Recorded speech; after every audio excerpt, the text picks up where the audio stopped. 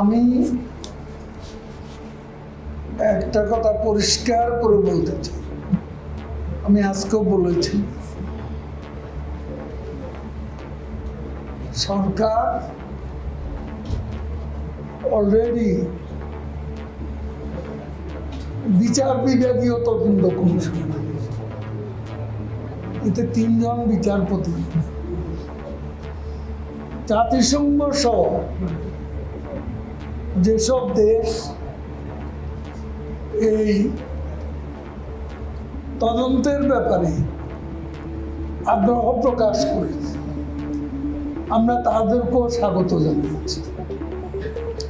তদন্ত কাজে তারাও অংশ নিতে পারে। এখন কে অপরাধী কে অপরাধী নয়, প্রতিটি হত্যাকাণ্ডের তদন্ত করতে আমরা বদ্ধপরিকর।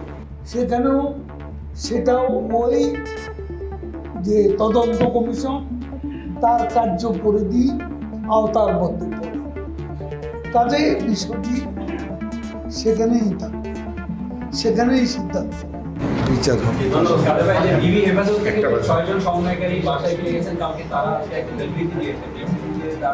সর্বশেষ যে কথা তাদের যে আন্দোলন চলবে, তো তাদের সাথে আবার আলাপ আলোচনা বা এই বিষয়ে আপনারা কোনো উদ্যোগ দিবেন কিনা? আমাদের এই বিষয় থেকে আরে জুম্মার দিন না, আমাদের আলোচনা আছে। হ্যাঁ, যে তারা আজকেও যে বিবৃতি দিয়েছেন তাতে তারা বলেছে যে 6 জন ডিবি হেফাজতে ছিলেন, যে আন্দোলন চলবে, এই বিষয়ে তাদের সাথে আপনারা কোনো আলাপ আলোচনা বা কোনো উদ্যোগ দিলেন কিনা? সরকার কোনো সিদ্ধান্ত নিলে আপনাদের জানাবো।